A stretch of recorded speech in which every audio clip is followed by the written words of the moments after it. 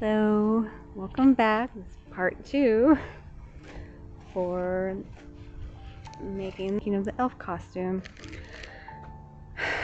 And it's January. I know I said I would do this in December, but I got lost in the black hole that is the belt ornaments. I started making a bunch of them. Started with for friends and family. Started with classic ones. Moving on to video game ones until eventually I actually one for a meme. If you can tell what meme this is from, I'd be very, very surprised. But anyway, finally got around to actually working on the costume accessories like I meant to do. So first off, I finally got around to ordering some elf ears. I found the set, it's actually a 2-pack on Amazon for only like $4.99. So you got the longer ones here, and then the shorter ones. My daughter thought these looked more like halfling ears, so we're going with the longer ones. Yeah, they feel rubbery, it's kind of weird. But yeah, those will work. Not much to say about those. Okay, so like I made the shoes from the Iron Age tutorial that I will include the link to again in this video, even though I already did in the first video, because I figured it's helpful.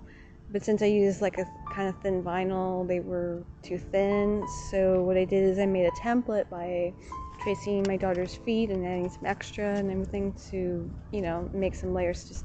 I originally figured to sew a couple of layers to the bottom of the shoe. I also cut out some felt from the same template, but I realized that was going to look weird, so instead I did it on the inside of the shoe, and then covered with the felt, so it looks like this. And that the lines of stitching on the bottom would also add a little bit of traction, because she said they were slightly slippery. So this was done by hand with a thimble and a pair of pliers. Speaking of which, I also made a bag. So kind of cute, I guess. I'm actually considering making one for me. Pretty straightforward pattern. I just traced the shape I wanted on some newspaper and then fold it in half and cut it out so that it would be symmetrical. But I cut out 2 of the actual whole shape of the back, like with the flap and stuff, and then took the second one and just kind of trimmed it down the sides to make the front. So the other pieces, again with the pliers and the thimble, added this little bit there to tuck the into to make a sort of closure. And then I saw on Pinterest it was these magic braid leather bracelets that were kind of cute, so I thought I'd try the same technique for the straps, which admittedly looked kind of weird because of the material I use. I think it would work better if I used thicker vinyl, but my daughter liked it, so.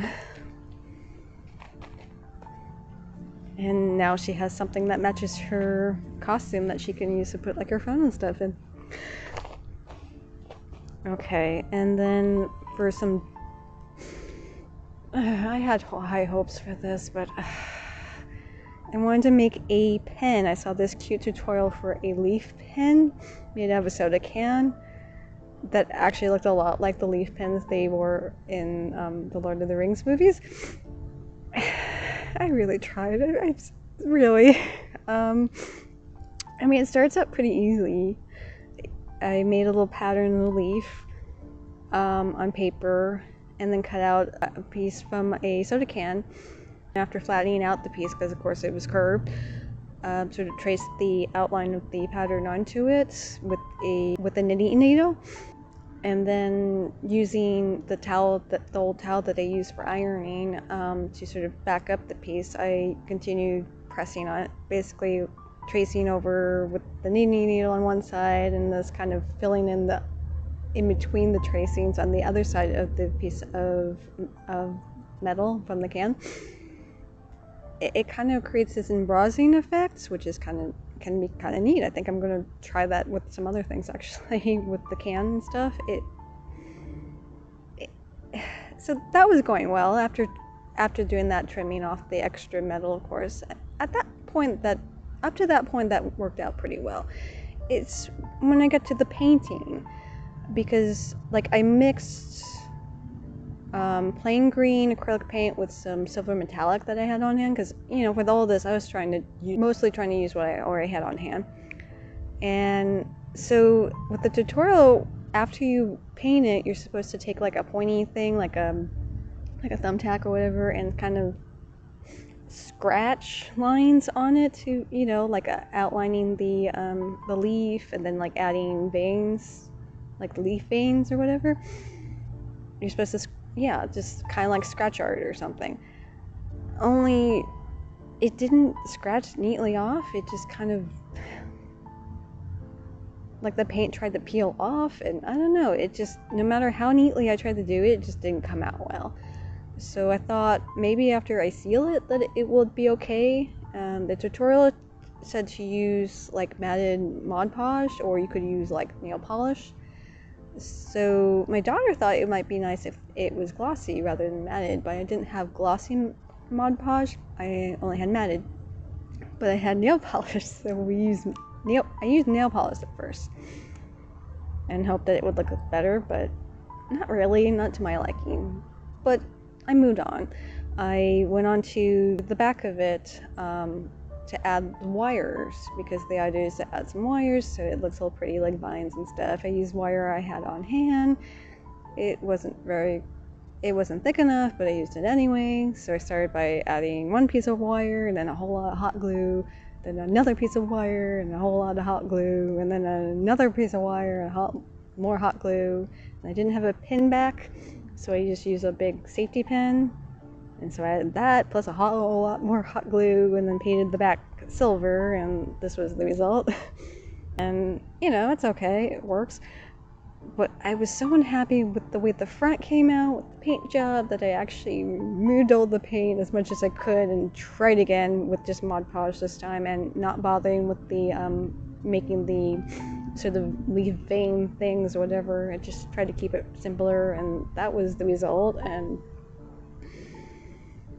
again, I'm not terribly happy with the results, but my daughter said it's good enough, basically. And well, it's her costume, what she says goes, basically. So this is what we're going with. One day I'm sure I will try it again. In fact, I actually have some ideas for some other maybe jewelry pieces to do the similar technique with, but without the scratching part, because I kind of like the whole using the aluminum soda can to make jewelry with. So I might do that in the future. Anyway, moving on. So we got to jewelry.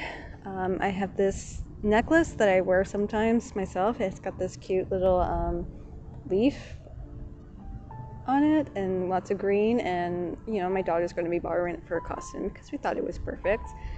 In addition to that, I had this old leaf pendants from an old necklace laying around because I figured I'd find a use for it, and we turned it into a little earring. She's going to wear it. It would look cute as a single large leaf earring to go with the costume. Whatever. And I also have these metal beads that we're going to figure out some way of actually using in her hair, because we thought that would look kind of cool too. Why do I feel so old when I say the word cool? Anyway. And I guess that's about it, actually. So we've got the accessories, the costume pretty much all done. I'm not sure there's really anything more they need to do with it. I mean, I might think of something at the last minute. But if I do, you'll see that in part 3. Otherwise, you'll see the whole costume completely worn all together, as well as some highlights from the Tempe Fan Con that we will be going to, which is in, yikes, just a few days away from now. Yes, I got this done just in the nick of time, didn't I? Anyway, thank you for watching and have a nice day. Bye!